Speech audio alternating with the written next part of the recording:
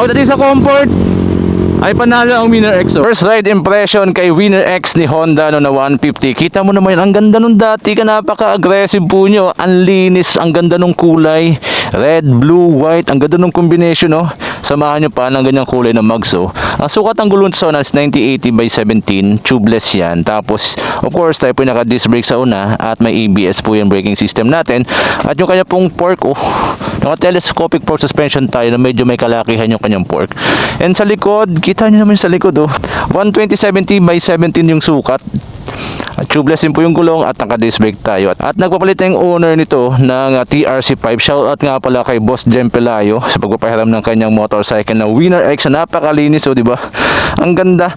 Winner X na naka-emblem dito yung upuan. I think pina-customize niya yung kanyang upuan, oh. Ang linis ng dating, ano? Solidong solido. Yung kanyang handlebar, all goods. Yung kanyang handlebar, oh, maganda.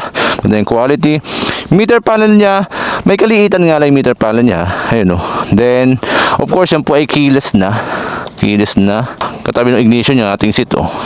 Buksan lang natin yan. Yan. Ito po yung kanyang compartment under seat na wala kayong malalagay kundi papeles lang. Yan. Ilan po yung kanyang under seat compartment.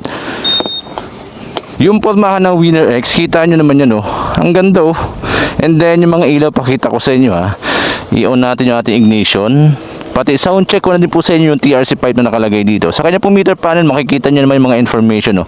May RPM tayo dyan, gear indicator, speedometer, odometer, makikita natin dyan. At the same time, may time tayo dito, may ABS indicator, may neutral indicator, nandito lahat sa kanyang meter panel.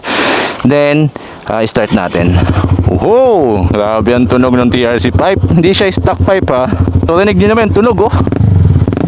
Oh, ang sarap sa tainga ng tunog. 6-speed manual transmission, mga boss. Siya po ay 150cc, dual overhead cam, liquid cooled, fuel injected. Yan po ang engine specs ng Winner X 150 ni Honda. So sakyan natin, pakita ko sa inyo kung gaano kakomportable ang Winner X 150. Medyo may kababaan lang siya. Kita nyo naman, oh, naka center stand yan. May kababaan yung kanyang seat height. Then baba natin. Yung owner nito siguro ang height mga 5'4". So saktong-sakto lang naman sa kanya. Ayun, oh. Kung height nyo po is mga 5 flat for 11, I think kayang-kaya or abot na abot po ang Winner X. Kasi may kababaan lang talaga. Unlike do sa Sniper 155, medyo may kataasan yung kanyang seat height. Ito, saktong-sakto lang. Pangmasa yung kanyang seat height. At the same time, meron po tayo ditong saksakan, no? Hindi pa nga lang siya type C. Yung kanyang saksakan dito sa left portion. Oh, sarap, oh.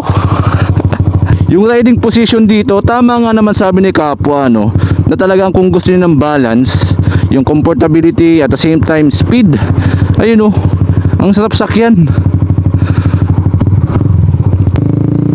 Yung throttle response, of course, napaka-accurate niyan.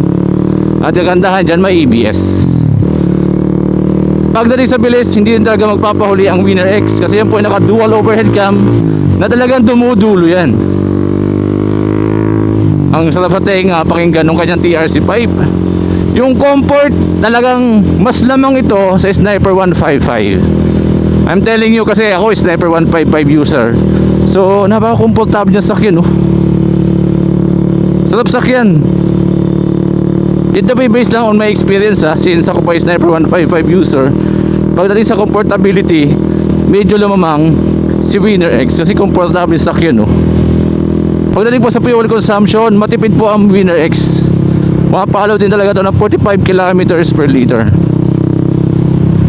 Una ko napansin dito talaga yung comfortability niya. Then yung play ng shock, okay naman yung play ng shock niya, no?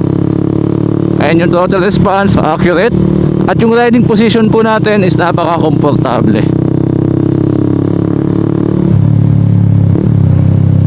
Yung gear pattern niya is 1 down 5 up.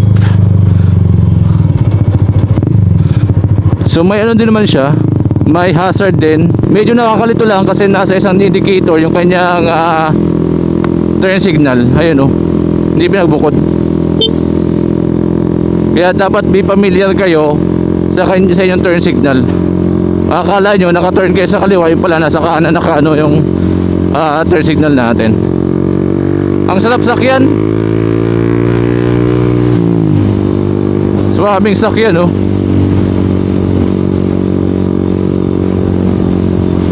Lamang lang si Sniper sa langkada dito. Talagang malakas kasi ang langkada ng Sniper eh. Ito naman pang duluhan since naka dual overhead cam to.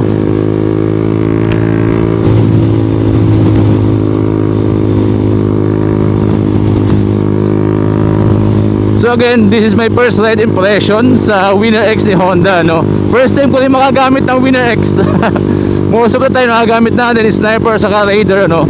Pagdating sa comfort, ay panalo ang Winner X, oh. Riding position, yung comfort, talagang nakuha ng Winner X. So based on my experience sa paggamit ng motorcycle, mga boss, ah. So depende sa atin kung paano tayo gumamit, kung paano yung feeling natin pag nakasakay na tayo eh. For me, yun yung pakiramdam ko nung sinakyan ko tong Winner X na to. Malambot din naman yung clutch and brake lever niya eh. Lambot din, oh. Saktong sakto lang.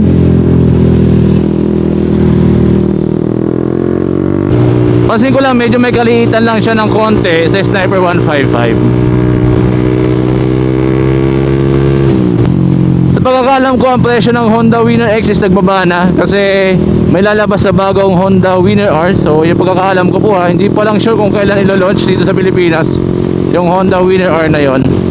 So upgraded ng Honda Winner X yon. So may bagong mukha, I think. Yun usually na binabago doon, bagong design. But mostly naman same engine lang.